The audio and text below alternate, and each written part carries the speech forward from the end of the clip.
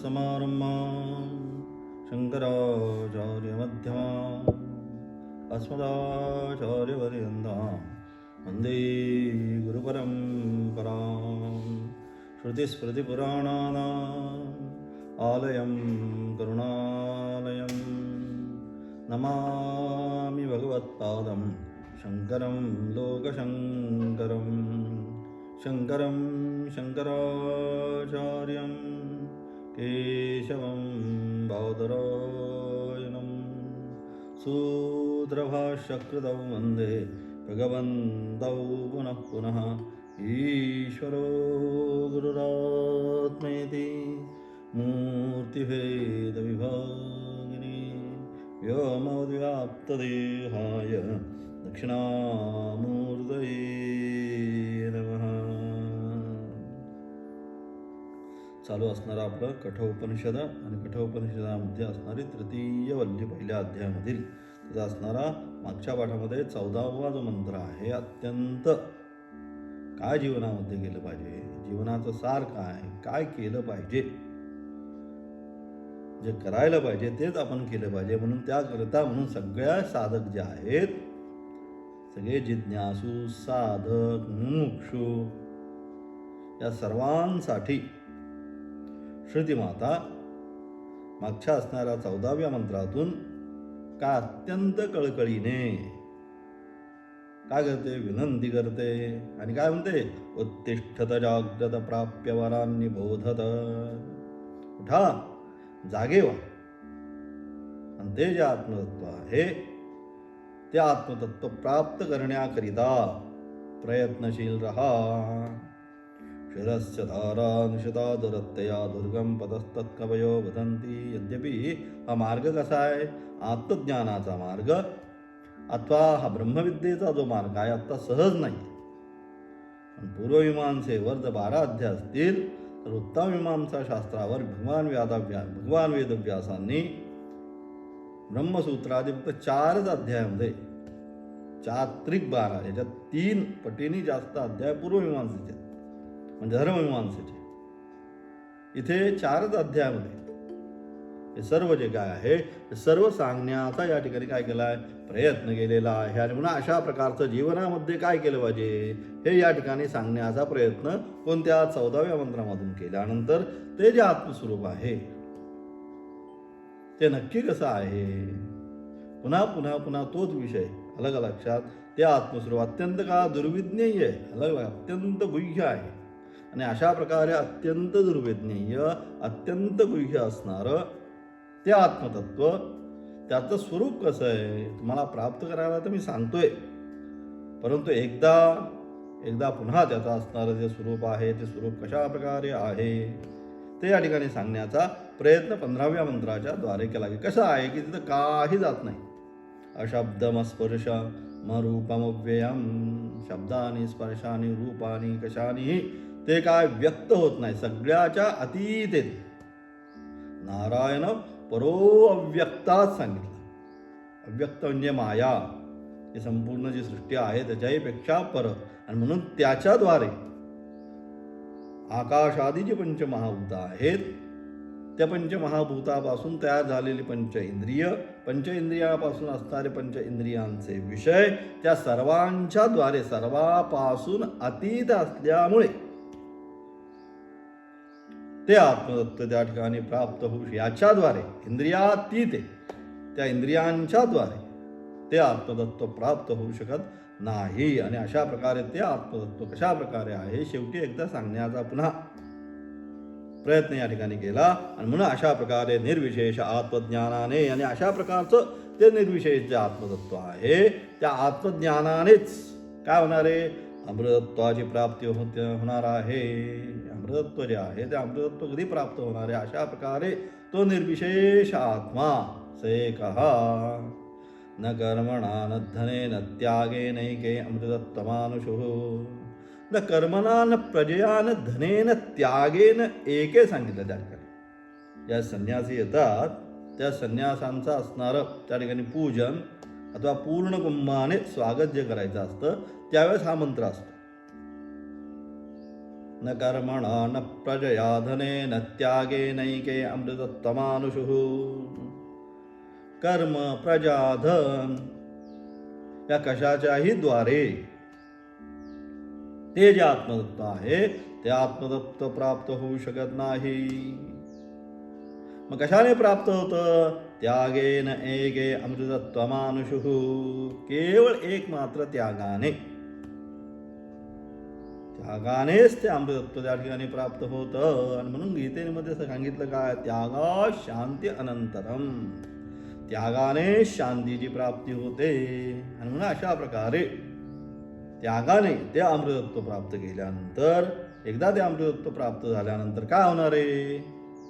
मग काही नाही. मग न पुनरपि जननम न पुनरपि मरणम. पुन्हा जन्माला येणार नाही आणि पुन्हा काय होणार? मृत्यूमुखात जाणार नाही. नदी एकदा समुद्राला ज्याप्रमाणे मिळाल्यानंतर समुद्रच होते, तसा हा सुद्धा साधना करत असताना तर एकदा आत्मतत्व प्राप्त केल्यानंतर मी कोण आहे हे एकदा जाणल्यानंतर ममै वांशो जीवलोके, माझाच अंश आहे. अंशांश भावाने स्वस्वरूपामध्ये नामरूपाचा त्याग करून ज्याप्रमाणे घटाकाश मठाकाशाचा काय नाश झाल्यानंतर काय होतं? बृहद आकाशामध्ये ते काय होतं? पुन्हा विलीन होऊन जातं. कुठं जातं? घट फुटला. आता घट फुटल्यानंतर घटामध्ये असणारा आकाश कुठे गेलं बरं? असंच आपण म्हणू, ज्या क्षणी घट फुटेल त्या क्षणी ते घटामध्ये असणारा घटाकाश, बाहेर असणारं बृहदाकाश त्याच्यामध्ये तत्क्षणी विलीन होऊन जाणार आहे. अगदी तसंच ज्या क्षणी नामरूपामध्ये आसक्ती संपणारे हा सुद्धा घटच आहे. आणि हा घट नामरूपामध्ये असणाऱ्या आसक्ती संपल्यानंतर ज्या क्षणी हा घट फुटेल तत्क्षणी काय होणार आहे? ब्रह्मविद ब्रह्मैव भवती. ब्रह्मच होणार आहे, बाकी काही होणार नाही. आणि अशा प्रकारे म्हणून त्या ठिकाणी काय? अशा प्रकारे काय? निर्विशेष आत्मज्ञानाने काय होणार आहे? त्याला अमृतत्वाची जी प्राप्ती आहे ती प्राप्ती त्याला आपल्या जीवनामध्ये प्राप्त होणार आहे. आणि तेच या ठिकाणी 15व्या मंत्राच्या द्वारे ते सांगण्याचा प्रयत्न केला. अशब्दमस्पर्शमरूपमव्ययम तथा रसं नित्यगंधवच्छयत अनाद्यनंतं महतः परं ध्रुवं निचायतन मृत्युमुखात् प्रमुच्यते. की अशा प्रकारे कसं आहे ते जे आत्मतत्व आहे ते कसं आहे? अशब्द, अस्पर्श, अरूप, अव्यय ही सगळी त्याची असणारी स्वरूप सांगितली. शब्दाने त्या ठिकाणी व्यक्त होऊ शकत नाही. म्हणून मागे पाहिलं आपण काय? मौनम व्याख्या प्रकटित परब्रह्मतत्वम. मौनानेच त्याचं व्याख्यान केलं. गुरोस्तु मौनम व्याख्यान शिष्यास्तु छिन्न संशयाः.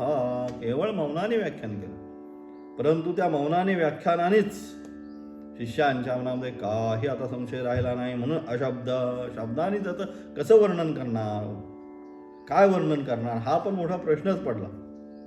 म्हणून अशब्द, म्हणून अशब्द, अस्पर्श, अरूप, अव्यय तथा रसहीन. कोणत्या रस पण त्या रसाच्या द्वारे त्याला आम्ही प्राप्त होतो काय? काही तिथे पोचत नाही.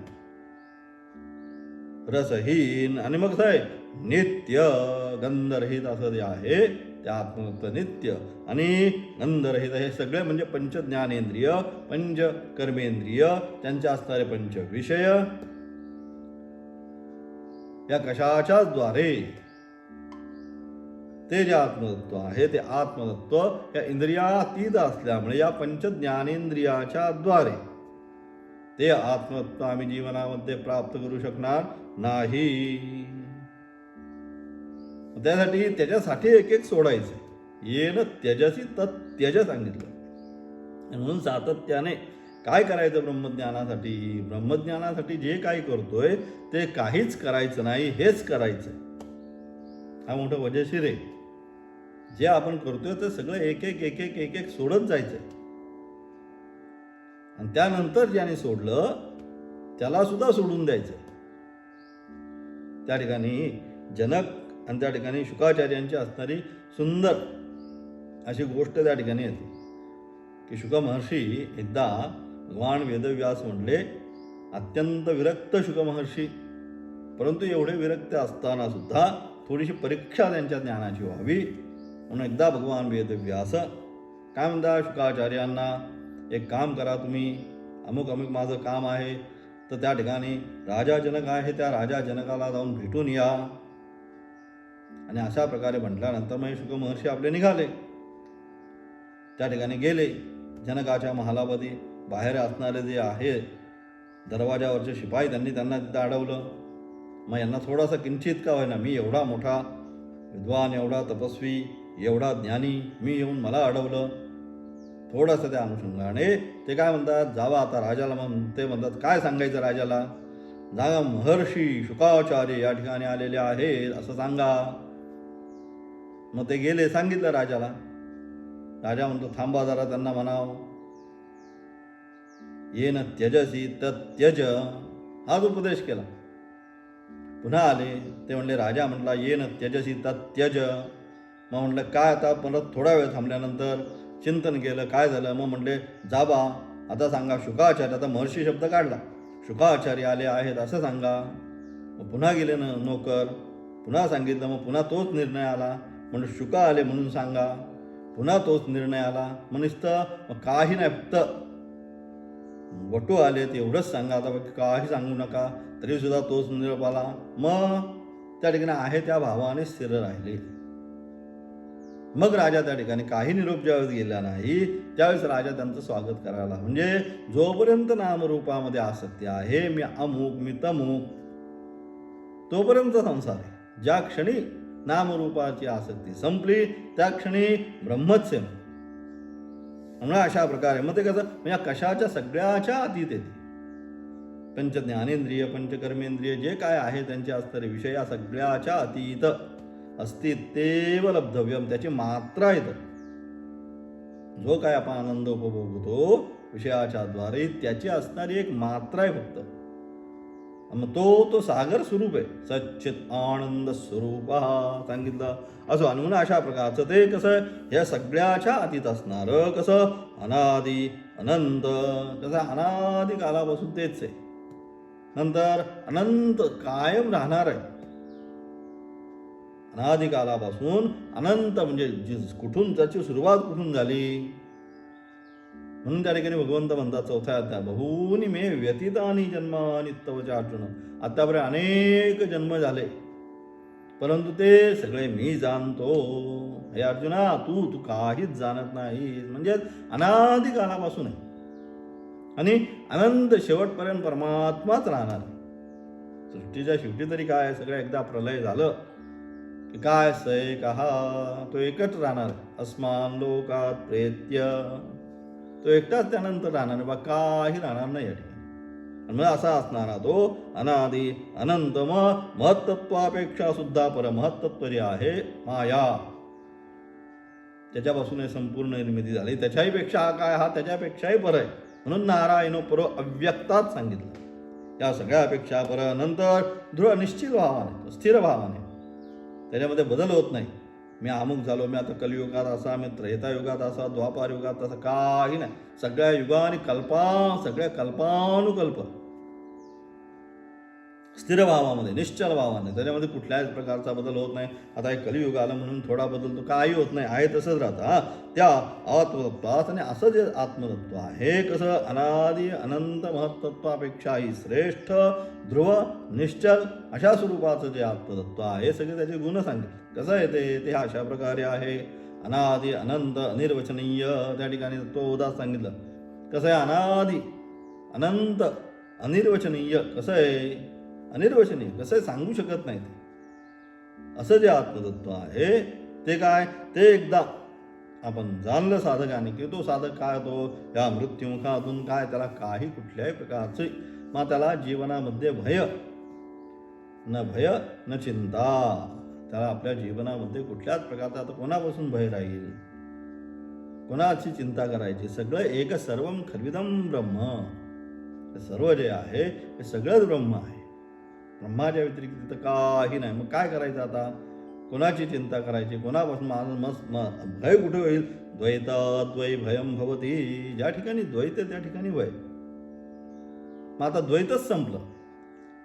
द्वैत तत्वज्ञानाने किंवा ब्रह्मज्ञानाने काय, द्वैत जो आहे संसार, या द्वैत संसाराचाच नाश झाल्यानंतर आता समोर कोणीच नाही. मग काय कुठे भीती राहणार, काय राहणार? मग अशा प्रकारे अशा प्रकारचा जो साधक आहे तो काय, मृत्युमुखात प्रमुच्यते. हे जन्ममृत्यूरूप संसार जो आहे, हा जन्ममृत्यूरूप संसारामधून निश्चितपणे काय होतो, तो पार होतो. म्हणजे काय, तो पुन्हा या जन्म आणि मरणाच्या चक्रामध्ये येत नाही. ते परमेश्वराचं असणारं जे परमधाम यद्गत्वा न निवर्तन्ते, ज्या धामाला गेल्यानंतर तो पुन्हा येत नाही, असं जे परमेश्वराचं धाम आहे. म्हणजे काय, परमेश्वराशी एकी भावाने एक रूप होऊन जातो. जशी नदी त्या ठिकाणी असणाऱ्या समुद्रामध्ये एक रूप होऊन जाते, पुन्हा स्वतःचं अस्तित्व वेगळं ठेवत नाही की समुद्रात आल्यानंतर मी ही गंगा, ही गोदावरी, ही यमुना, हे असं काही नसतं. एकदा समुद्र पाहिल्याबरोबर जाणं तर फारच दूर, पण त्या समुद्राच्या अलीकडेच 5-6-4 किलोमीटरवरच तिथं जल पाहिलं आपण तर तिथंच ते खारट होऊन जातं. म्हणजे अजून मिळायला अजून बराच अवकाश आहे तिला पुढे जाऊन. ज्या क्षणी पाहिलं त्या क्षणी तसंच आहे. ज्या क्षणी परमेश्वराचं दर्शन झालं त्या क्षणी ब्रह्मविद ब्रह्मैव होती, तो ब्रह्मभावालाच प्राप्त होऊन जातो. आचार्यांचं असणारं काय, या ठिकाणी असणारं व्याख्या आचार्य काय या ठिकाणी म्हणतात 15व्या मंत्राच्या द्वारे, अशब्द मस्पर्श अरूपम अरसम अगंधम च वच यत् तत् व्याख्यातम ब्रह्म अव्ययम. नेय जे ब्रह्म ते अतिशय सूक्ष्म आहे, सूक्ष्मातिसूक्ष्म आहे. हे ब्रह्म नेय म्हणजे जे प्राप्त करायचं आहे. नेय वस्तू म्हणजे काय, जे आपल्या जीवनामध्ये आपल्याला प्राप्त करायचं आहे ते ब्रह्मतत्व. कसं आहे, ते ब्रह्मतत्व अतिशय सूक्ष्म आहे, अत्यंत सूक्ष्म स्वरूपाचं आहे. नेय जे ब्रह्म ते अतिशय सूक्ष्म आहे. आणि ते कसे आहे याचे वर्णन, ते अत्यंत सूक्ष्म जरी असलं तरी कसं आहे याचं वर्णन या मंत्रामध्ये केले आहे. पृथ्वीपासून आरंभ करून पुढे शब्दा, तस्मात आत्मना आकाशाचा शब्द, आकाशात वायो वायो अग्ने अग्ने जल जल पृथ्वी, अशा प्रकारे हा सगळा क्रम येत होता. मग तेच या ठिकाणी सांगितलं या मंत्रात केले. पृथ्वीपासून आकाशापर्यंत जी पंचमहाभूते ही जी आहे, ही पंचमहाभूते काय, ही उत्तरोत्तर सूक्ष्म महत्त्व, विशुद्धत्व, नित्यत्व या दृष्टीने त्यांच्या ठिकाणी न्याधिक्य तारतम्य दृष्टी आहे. यांच्यामध्ये किंचित अलग अलग सूक्ष्मत्व. आकाशामध्ये काही नाही. आकाशात वायूमध्ये स्पर्श जाणवला, मग अग्नीमध्ये स्पर्श पण जाणवला, तेज पण दाखवला. म्हणजे हळूहळू ती वाढत गेली. आणि जसं जसे परमेश्वराकडे गेली तसं त्यांनी काय आपापला एक एक गुणगुण सोडत अव्यक्त स्वरूपाने आकाशामध्ये गेल्यानंतर काही राहिलं नाही. अशा प्रकारे तेच सांगितलं. उत्तरोत्तर सूक्ष्म महत्त्व, विशुद्धत्व, नित्यत्व या दृष्टीने त्यांच्या ठिकाणी न्यूनाधिक्य तारतम्य दृष्टी आहे. किंचित एक सोडत पृथ्वीमध्ये सगळे गुण अवतरले. जलामध्ये एक गुण कमी झाला, अग्नीमध्ये आणखी एक गुण कमी झाला, आकाशामध्ये आणखी एक गुण, वायूमध्ये आणखी एक गुण कमी झाला, आणि आकाश निर्विकार स्वरूपाने राहिलं. तेच त्याच्यामध्ये तेच सांगितलं न्यूनाधिक्य तारतम्य दृष्टी आहे. पृथ्वी ही गंधानी पृथ्वी ही गंधादी पंचगुणांनी युक्त आहे. पृथ्वीमध्ये सगळे वरचे 5ही तत्व आली म्हणून ती अत्यंत स्थूल झाली. गंधादी, आता हे सगळं याचं सगळं विश्लेषण जे आहे हे तत्वबोधामध्ये अतिशय व्यवस्थित केलेलं आहे. तिथे तुम्ही बघा आणि तुमचा झालाय पण तत्वबोध. पृथ्वी ही गंधादी पंचगुणांनी युक्त आहे. पाण्याच्या ठिकाणी 4 गुण आहे, अग्नीच्या ठिकाणी म्हणजे वरचे 3, अग्नीच्या ठिकाणी वरचे 3 आहे, वायूच्या ठिकाणी वरचे 2 गुण आहे, आकाशाच्या ठिकाणी फक्त एकच गुण आहे, किंवा सुरुवातच तीच नाही. म्हणून त्याच्यामध्ये फक्त एकच गुण आहे, आकाशाच्या ठिकाणी फक्त एकच गुण आहे. आणि म्हणजे अशा प्रकारे एकच गुण आहे असे तारतम्य आहे. गंधादी शब्दात सर्व गुण स्थूल असल्याने ते सर्व विकार आहे. गंधादी शब्दामध्ये काय, सर्व गुण स्थूल असल्याने ते सर्व विकार आहे. गंध म्हणजे शेवट पृथ्वीचा गंध, म्हणून त्याच्यामध्ये या सगळ्यांचे असणारे गुण असल्यामुळे याच्यामध्ये सर्व विकार त्या ठिकाणी आले. बाकीच्यांचे सगळ्यांचे असणारे विकार शेवटी या पृथ्वी तत्वामध्ये आले. आणि म्हणून गंध शब्दात सर्व गुण स्थूल असल्याने ते सर्व विकार आहेत. ते सर्व गुण ज्या ठिकाणी नाहीत, पण हे सगळे जे गुण आहेत ते आत्ता सांगितलेले शब्द स्पर्श रूप रस गंध हे आहे 5 जे गुण आहेत. हे 5 गुण काय आहे, पृथ्वीमध्ये अगदी सगळे उतरले. आणि नंतर हळूहळू जसे वर गेले तसे एक एक एक एक कमी होत गेला. आणि मग अशा प्रकारे हे काय, जे सर्व गुण ज्या ठिकाणी नाहीत, पण हे सगळेच्या सगळे गुण, हे 5 जी गुण सांगितले, शब्द स्पर्श रूप रसगंध, हे जे 5 गुण आहेत ते सर्व गुण ज्या ठिकाणी नाहीत, कुठे त्या आत्मत्वाकडे हे नाही आहेत, कारण तिथनं सुरुवातच झाली. तस्मात् आत्मनः, मग त्याच्यापासून आकाश, मग आकाशाचा असणारा शब्द, मग शब्द व्यापक आहे, सगळीकडे व्याप्त आहे शब्द, परंतु तो सुद्धा तर त्याच्या पलीकडे आत्मनः, सुरुवात त्याच्यापासून. म्हणून अशा प्रकारे तो काय, ते गुण सर्व ठिकाणी नाहीत, ती वस्तू सर्व, हा म्हणजे अशा प्रकारे का असे तारतम्य आहे. नंदादी शब्दात सर्व गुण स्थूल असण्याने ते सर्व विकार आहेत. हे सगळे जे काय आहेत, हे आत्ता सांगितलेले पंच ज्ञानेंद्रिय त्यांचे असणारे विषय हे सगळे काय, हे सगळे विकारयुक्त आहेत.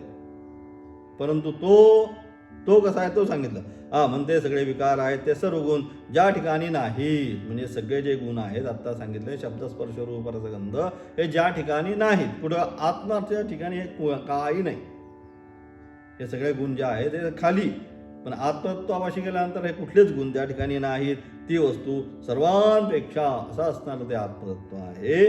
ते आत्मतत्व कसं आहे, ते आत्मतत्व सर्वांपेक्षा नित्य निरतिशय विशुद्ध किती असेल हे वेगळे सांगण्याचे कारण नाही. ते कसं आहे, अत्यंत कसं नित्य स्वरूपाने आहे, निरतिशय तेच आहे आणि विशुद्ध अत्यंत शुद्ध आहे.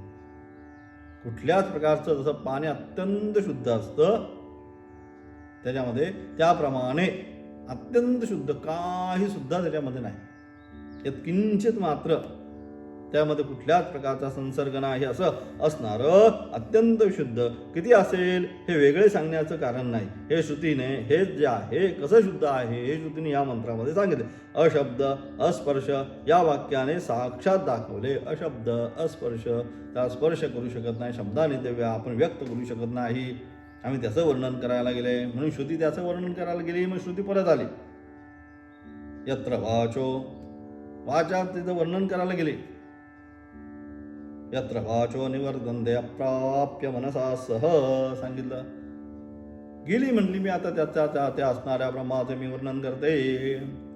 वाचा ठिकाणी गेली, मग काय, यत्र वाचो निवर्तन्ते अप्राप्य मनसा सह, मनाला वाटलं मी सगळं असं करतो तसं करतो, काही नाही, ते सगळेच्या सगळे त्याचं वर्णन करायला गेले तर कुणालाच त्याचं वर्णन करता येणार नाही. सगळे आपापले त्या ठिकाणी पुन्हा पुन्हा परत आले.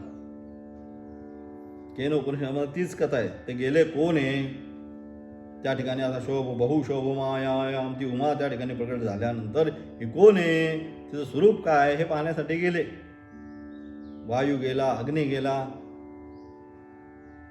ते म्हणतो मी सगळं जाळून टाकील, हा मी उडवून टाकील. तिने एवढीसा तिनका टाकला त्यांच्या पुढे, मग काही करू शकले नाही. आणि मग काय झाले, परत मान खाली घालून आले. केन उपनिषदामध्ये सांगितलंय तसंच या ठिकाणी सुद्धा अलग लक्षात सगळे गुण वर्णन करायला गेले.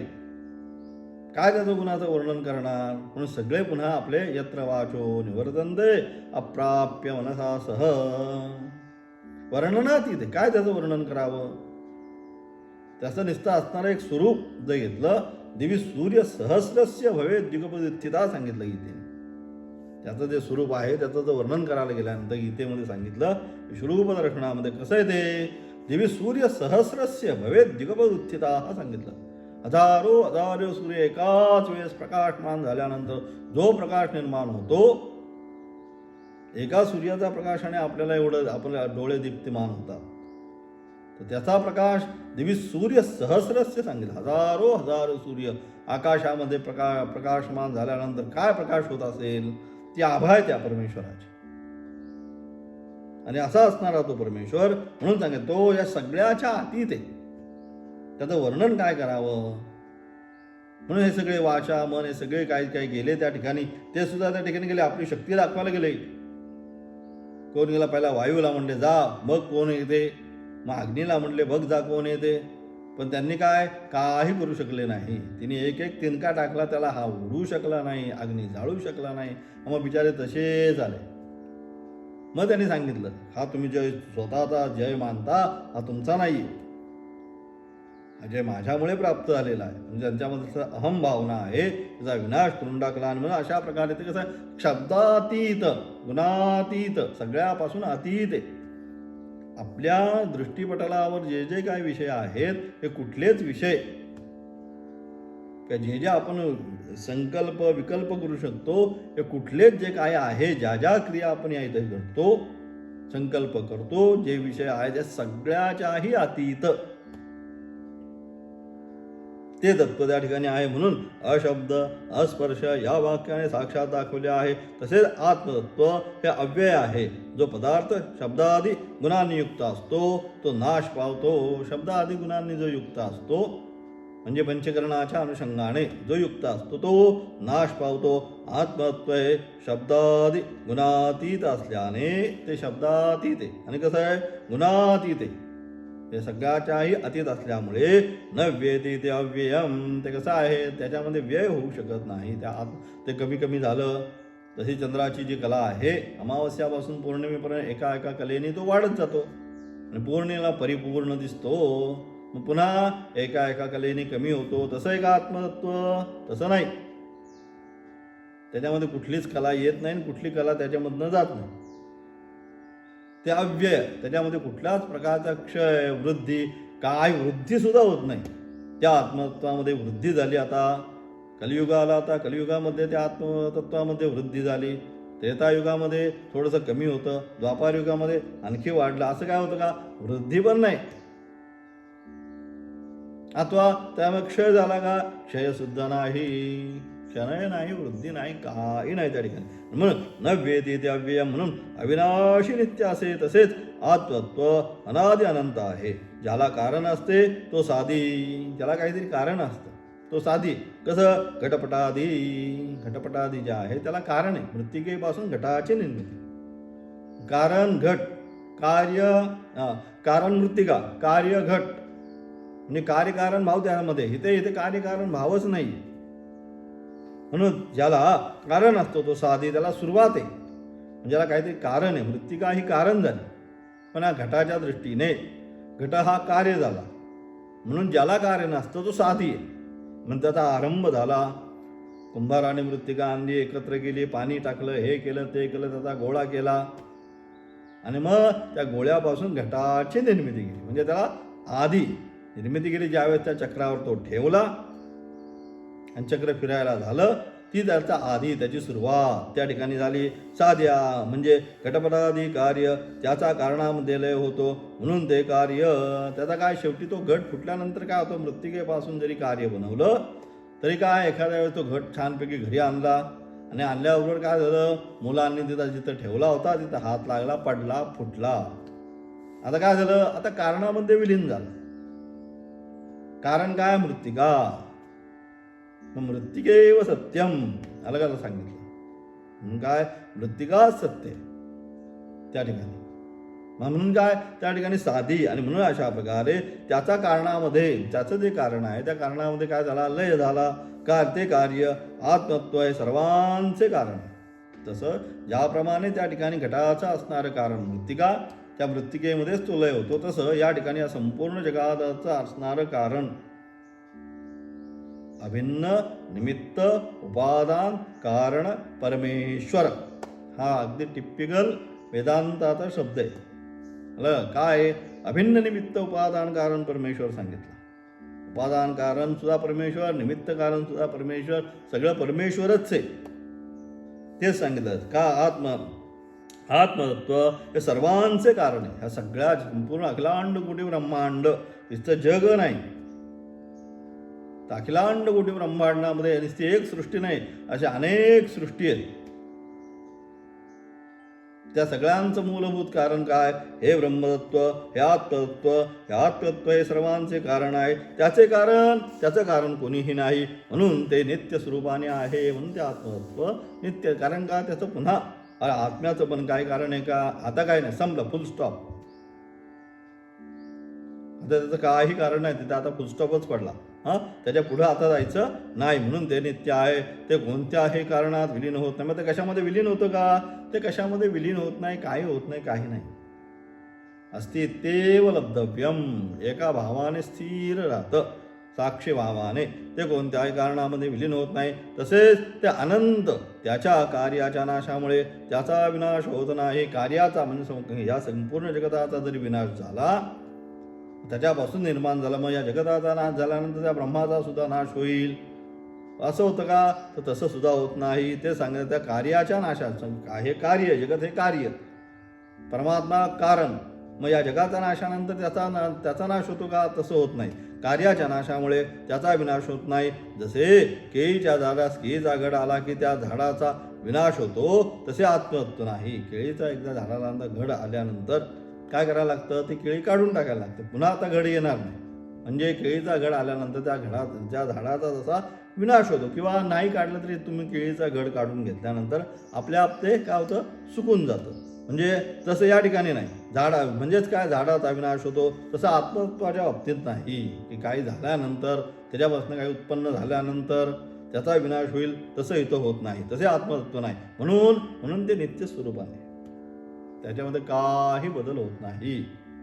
ते नित्य स्वरूपामध्येच आहे, म्हणून ते नित्य आहे. तसेच आत्मतत्व हे महत्तत्वापेक्षाही विलक्षण आहे. ते अत्यंत, हे जे महत्तत्व आहे, ज्यापासून संपूर्ण सृष्टीची निर्मिती झाली, त्या महत्तत्वापेक्षाही ते अत्यंत विलक्षण आहे. ते कसं आहे? मग नित्य ज्ञानस्वरूप, सर्व साक्षी स्वरूप असल्याने सर्वांपेक्षा महत्, म्हणून त्यात ब्रह्म अशी संज्ञा आहे. आणि अशा प्रकारे या सर्वांपेक्षाही कसं आहे?